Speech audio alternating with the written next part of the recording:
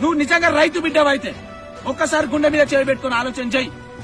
తెలంగాణ రాకముందు కరెంటు లేనప్పుడు మీ అయ్యనో మీ అమ్మనో లేకుంటే నువ్వు చిన్న ఉన్నప్పుడు నువ్వు వాళ్ళతో పొలం దగ్గరికి వెళ్ళినప్పుడు అరే కరెంటు లేక ఒడ్ల మీదకి నడుచుకుంటా పోయి అనేక మంది చనిపోయారు. నువ్వు ఆలోచన చేయరారే, నేను నీతోనే మాట్లాడుతున్నా. అరే సాగునీరు లేక, అరే కరెక్ట్ లేక, అరే ఎంత మంది పురుగు మంది దాగి చనిపోయారు, ఎంత మంది ఉరి వేసుకొని చనిపోయారో తెలంగాణ రాకముందు ఆలోచన చేయి. ఈ రోజు ఆ విషయం ఉందా తెలంగాణ వచ్చినాక? అరే నువ్వు ఆలోచన చేసుకొని నీతోనే మాట్లాడుతున్నా.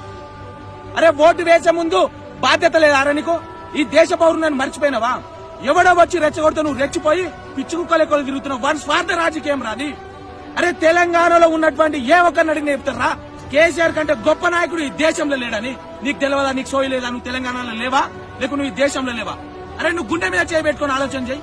కేసీఆర్ కంటే ఒక్క గొప్ప నాయకుడిని ఈ భారతదేశంలో చూపి నీకు తెలియలేదారా? నువ్వేం చేస్తున్నావా? ఆలోచన చేయి. ఓటు వేసే ముందు ఒక్క క్షణం ఆలోచన చేయి.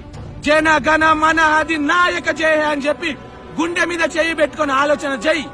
ఎవరికి ఓటు వేయాలని అప్పుడే నీకే అర్థమవుతుంది. ఈ రాష్ట్రం ఏమందో అర్థమవుతుంది.